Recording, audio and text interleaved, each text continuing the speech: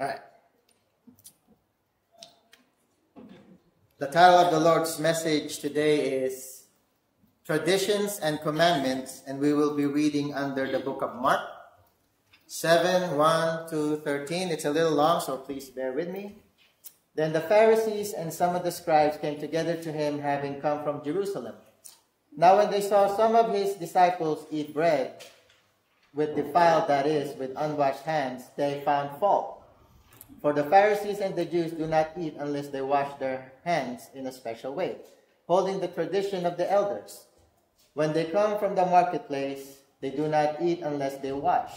And there are many other things which they have received and hold, like the washing of cups, pitchers, copper vessels, and couches. Then the Pharisees and the scribes asked him, "Why do your disciples not walk according to the tradition of the elders, but eat bread with unwashed hands?" He answered and said to them, "Well did Isaiah prophesy of you hypocrites, as it is written, 'These people honor me with their lips, but their heart is far from me. And in vain they worship me, teaching as doctrines the commandments of men. For laying aside the commandments of God, you hold the tradition of men, the washing of pitchers and cups, and many other such things you do." He said to them, "All too well, you reject the commandment of God, that you may keep your tradition. For Moses said, 'Honor your father and your mother,' and he who curses father or mother, let him be put to death. But you say, if a man says to his father or mother, 'Whatever profit you might have received from me is Corban,' that is a gift to God, then you no longer let him do anything for his father or his mother, making the word of God of no effect through your tradition which you have handed down, and many such things you do." Let us bow our heads and pray. Dear Heavenly Father, again, we just want to thank you for this beautiful day to worship you, to hear your message, to hear your words. And dear Lord Jesus, thank you so much for always being with us. Thank you for the many blessings that you have given us, for always keeping us safe, keeping us in your hands. Dear Lord Jesus, speak to us once again, and by your Spirit, give us the understanding of your message. Thank you again, Lord Jesus. We love you, we praise you. In Jesus' name, amen. Now here's a short story. You probably heard about a man who was confused by the way his new bride baked a ham. Before putting it in the oven, she took a knife, trimmed off both ends of the ham. The husband asked, "Why did you do that?" The wife answered, "You know, I don't really know. I never cooked ham before, but that's the way my mother always did it." She called her mother and asked her why she always cut off both ends of the ham before she cooked it. Her mother said, "I don't really know. That's the way your grandmother always did it." After this, the young bride then phoned her grandmother and asked her why she always cut off both ends of the ham before she cooked it. Her grandmother said, "Well, sweetheart, the oven we owned wasn't big enough to put the whole ham in. So I had to cut both ends to make it fit. After that, I guess it just became a habit." You see, many people do certain things. Certain things simply because that's the way they were taught to do them. It's being passed down. Tradition is defined as handing down of information, beliefs, and customs by word of mouth or by example from one generation to another, without any written instruction. Traditions are not inherently bad, but they must be kept in proper place. Now, every church, every denomination have their traditions that can be unknowingly sinning against God. If you don't check the facts, did God really say? Remember, that's the number one trick. That's the number one trick the enemy told Eve. Did God really say? Now, the Jews in Jesus' day had a major problem concerning traditions. They were stuck in it. Rather than focusing on the things of God, they focused on certain traditions that were handed down from the elders. Remember, they're supposed to be the teachers. Okay? They're supposed to know this by heart.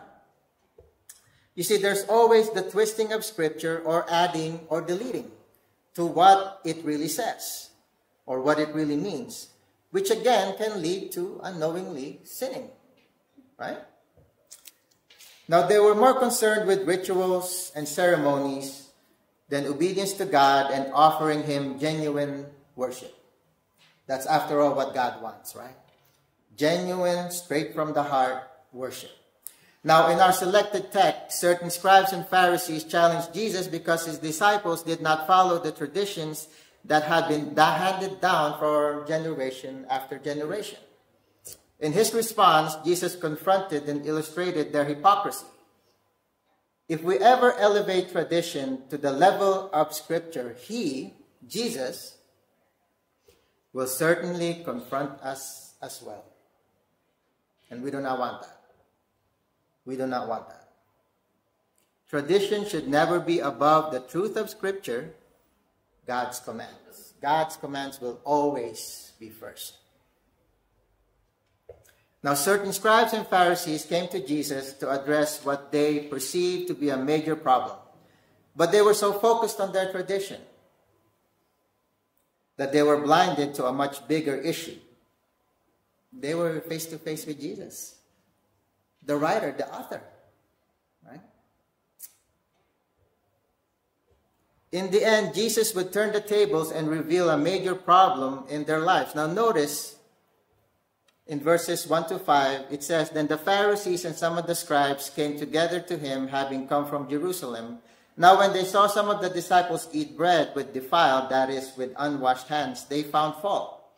For the Pharisees and all the Jews do not eat unless they wash their hands in a special way, holding the tradition of the elders. When they come from the marketplace, they do not eat unless they wash.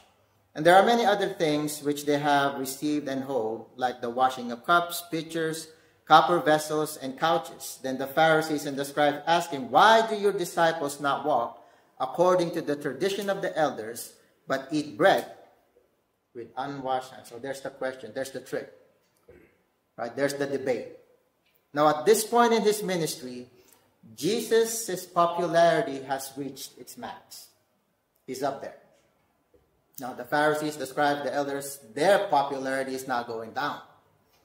Okay, because now it's being corrected by Jesus. So they took offense to that. Okay, I'm going to trick Jesus, right? We're going to test him.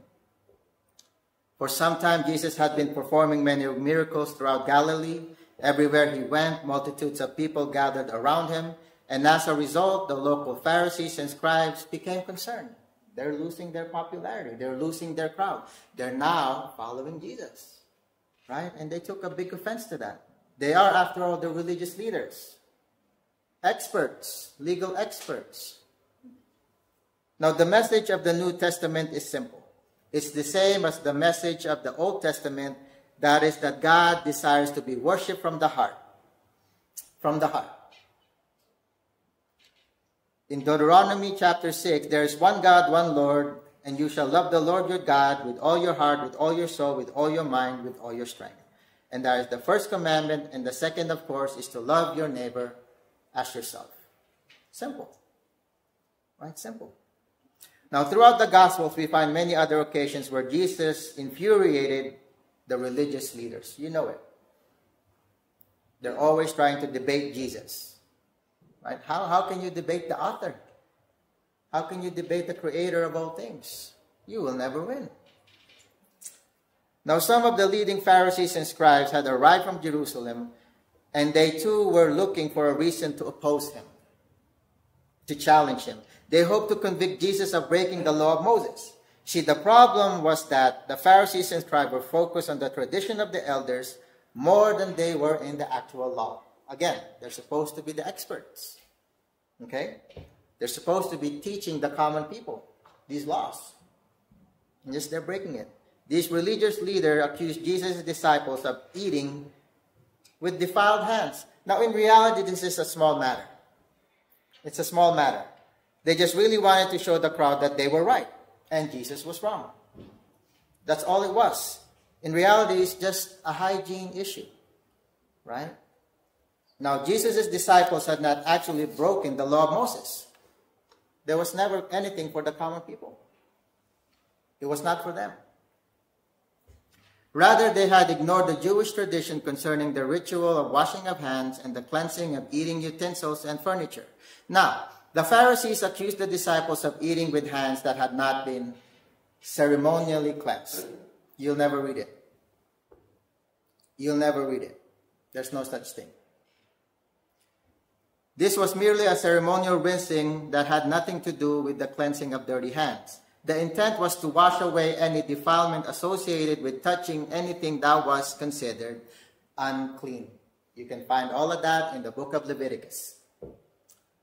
There were no such commands really for the common man. It doesn't mean that they were unsanitary. You see, people are not stupid. The disciples are not stupid. And Leviticus encouraged people to wash their hands even though they did not know anything or a lot about germs in those days.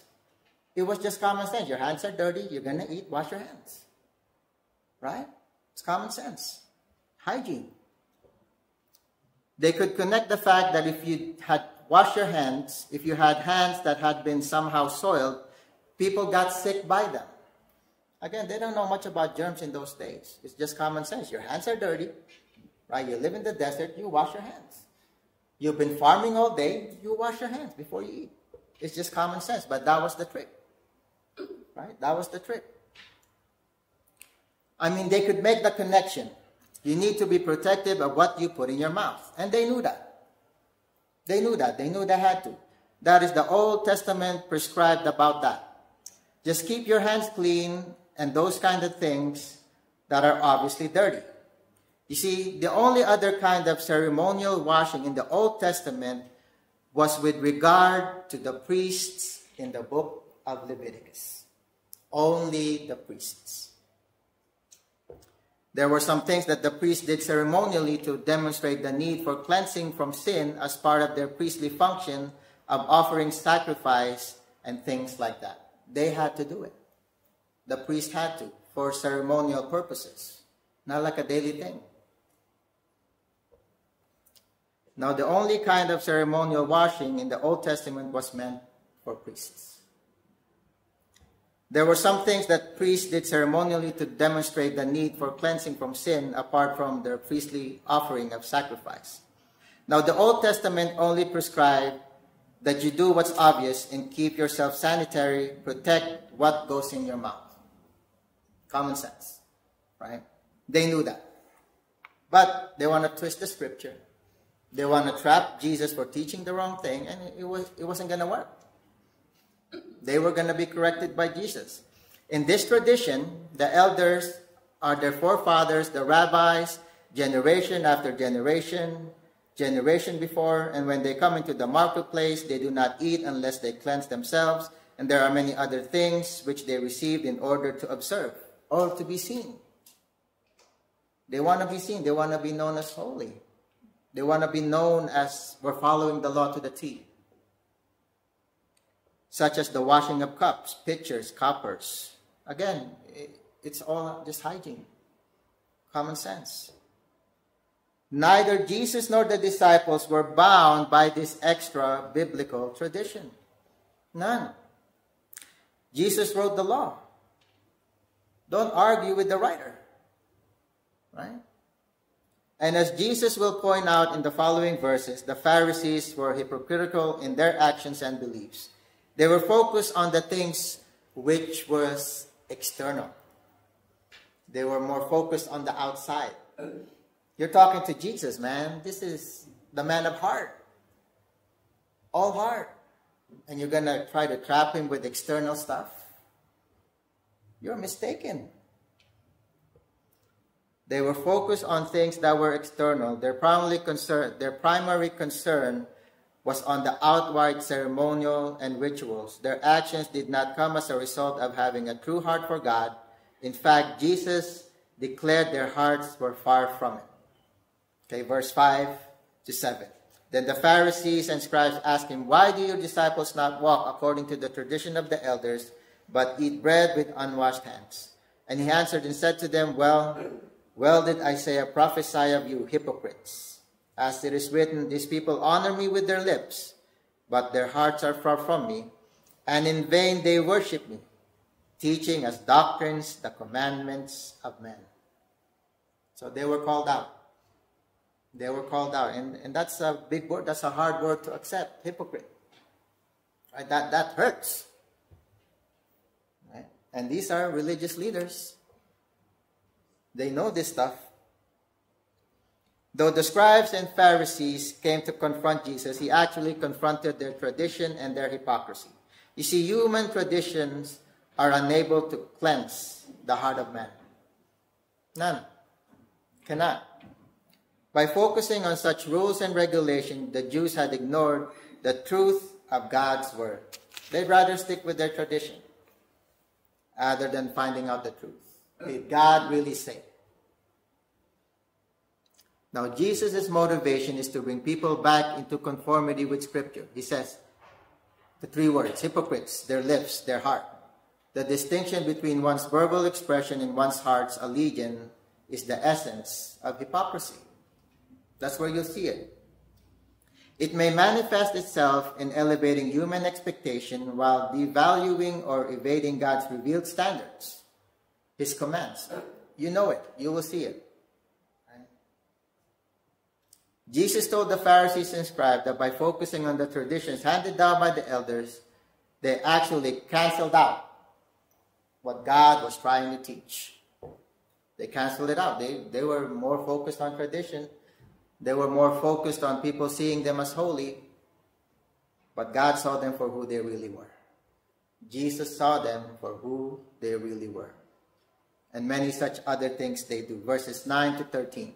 He said to them, all too well you reject the commandment of God that you may keep your tradition. For Moses said, honor your father and mother, and he who curses father or mother, let him be put to death.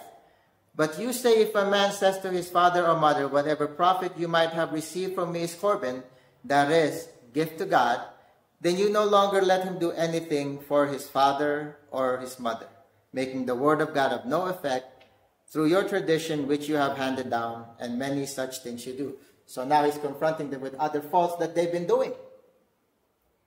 Okay? Now Jesus is confronting the leaders here of other faults that they've been doing. Okay, you want to attack me with the unclean hands? Let me show you guys what you guys are doing. Right? As was so often the case with the Pharisees and the scribes, the heart problem was the problem of the heart. They were called to protect their own, to watch out for God's people. They're missing out on a few things. They did not designate these funds to the temple out of love for God. They did so in an effort to escape their responsibility to care for their people. Well, in this one, for the parents. Right? They're missing the point. The Pharisees believed that they were holy because they obeyed the law and avoided external defilement. But Jesus made it clear that one can obey the law externally and still break God's law in his heart. You see, they were focused more on tradition rather than answering the need of God's people. They were given a command to watch out for the flock, to teach them the truth, and so they will grow. But they neglected that. Many people today are just like the Pharisees. Sad to say, but it's true. Outwardly they appear to be holy and clean, but inwardly they are corrupt and filthy. Jesus boldly confronted this issue among the scribes and the Pharisees. It says, after condemning them, the text that was mentioned in Isaiah 29, you honor me with your lips, your heart is far from me. Now this is empty worship. This is just lip service. You see, many can say, I love God, but the action says otherwise. You neglect the commandment of God and hold on to the tradition of man, he says. You are experts. You know this. Jesus is basically saying, you know this already. You're teaching it, but you're not living it. Setting aside the commandments of God in order to keep your tradition. This is the precepts of man that have replaced the wisdom of God, the commandment of God. They were at fault. Now, it's been turned around. Right? They were the one at fault. And here's an illustration, okay? For Moses said, let's go right back to the law. Let's go right back to Scripture. Honor your father and your mother, and he who speaks evil of your father or mother is to be put to death. Now, to our younger generation, our children, this is where you will appreciate grace. Because back in those days, being disobedient, read it. This is where you will appreciate grace. Maybe you will appreciate Jesus even more for dying on the cross. Because he took that away. The penalty was put on Jesus and no longer yours. But that was the law back then. Being a disobedient child, evil to your father or your mother, is to be put to death. I didn't say it. The Bible did.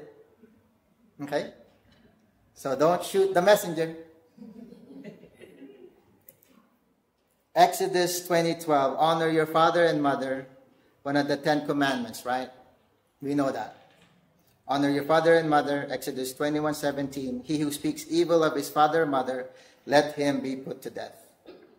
Capital punishment for someone who shows disrespect to their parents. The Pharisees believed that they were right with God because of the things that they did. So much so that they rebuked Jesus and his disciples because they did not do the same things. Jesus revealed that they were not righteous because their outward acts were wrong.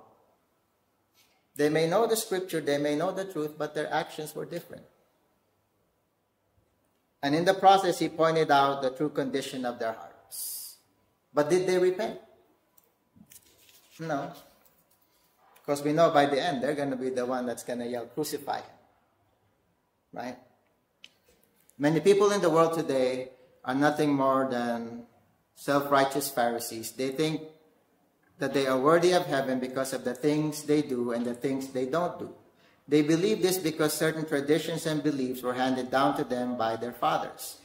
Generations have been taught that they can earn a place in heaven by just living a good moral life.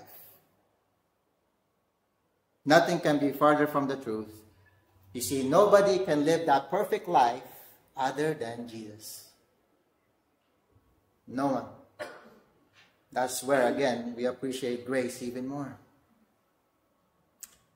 There are others who take things a step further. Rather than trusting in morals, they seek to be religious. As a result, they have become involved in a work-based salvation. Right? Just do good. Just do a lot of good. Maybe that's one way you'll earn your ticket to heaven. Right? From childhood to your age now, you think you can compare all the sins you have committed to the things that you've done good? No. None. They too are sadly mistaken, considered God's true plan for salvation. Many of these people who are actively involved in church life. Many. They have walked an aisle, made a profession of faith, been baptized, joined the church. Not only have they joined the church, they attend it faithfully.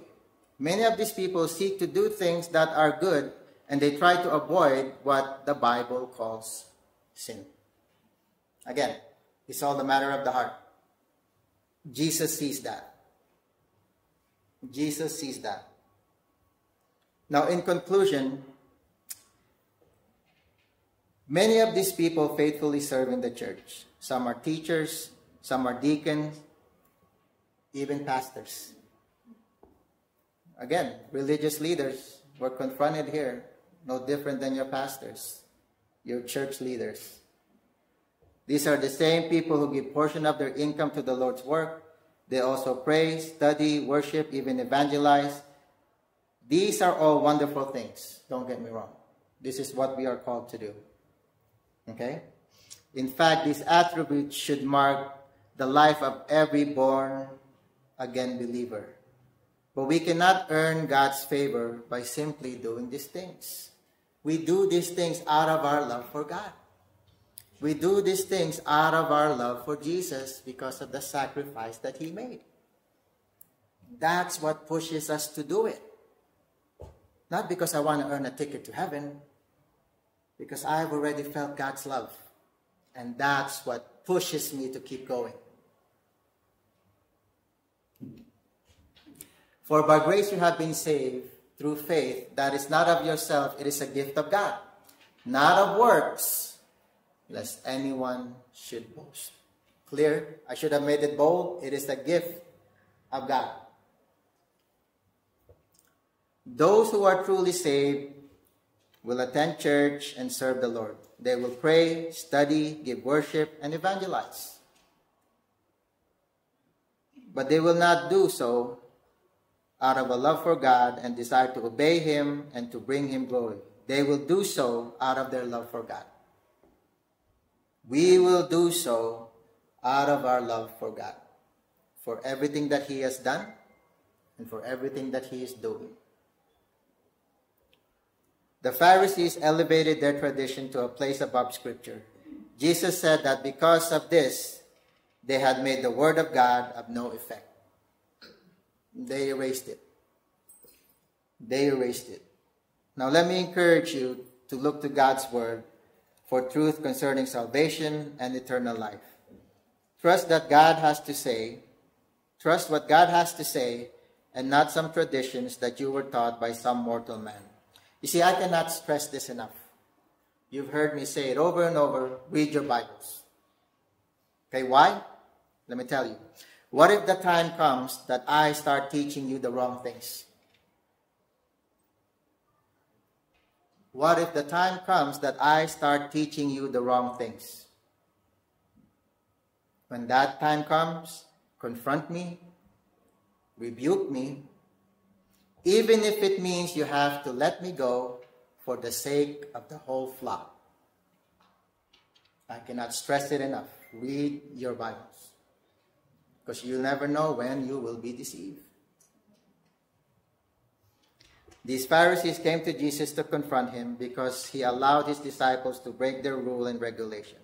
But in his response, they were able to hear the Son of God expound the Word of God. In the process, he pointed out the fact they had clean hands but dirty hearts. Unfortunately, they refused to listen to what Jesus had to say. And they're going to face the consequence of that.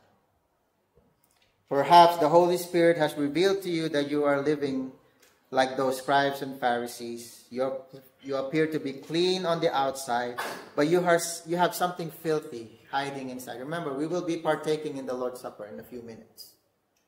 Okay? There's something you are holding on to, but you need to let go. The Pharisees thought that they were better than the disciples because of what they did. But the disciples were in a much better place because they knew who they were following. Jesus was right there. They knew that they had better listen to Jesus rather than these religious leaders. The disciples were accepted by God not because of the things they did and the things that they refused to do, but because they had put their faith in His only Son. These are common men. Common men, just like you and I. But they put their faith in His only Son. You may have it right in your mind. You are right with God because you follow certain rules and regulations, or even because you are religious. But if you fail to repent and believe in Jesus Christ, you will suffer the same fate as these Pharisees. He was right there. His teachings were real. But they'd rather stick to traditions. Here's our last verse from Enzo's memory verse last week. Jesus said to him, I am the way, the truth, and the life. No one comes to the Father except through me. Jesus is the only way to heaven, to the Father. Jesus is the only truth of Scripture, and there can be no other. Jesus is the only one that can give life. Without Him, all mankind is dead. No hope whatsoever. Let us pray. Dear Heavenly Father, again, we just want to thank you for your message. Thank you, Lord Jesus, for your words of truth. Thank you for your convictions. Thank you, Lord Jesus, for speaking. And I pray, O Lord God, that your message has pierced our hearts to let go of any sins that we have been carrying.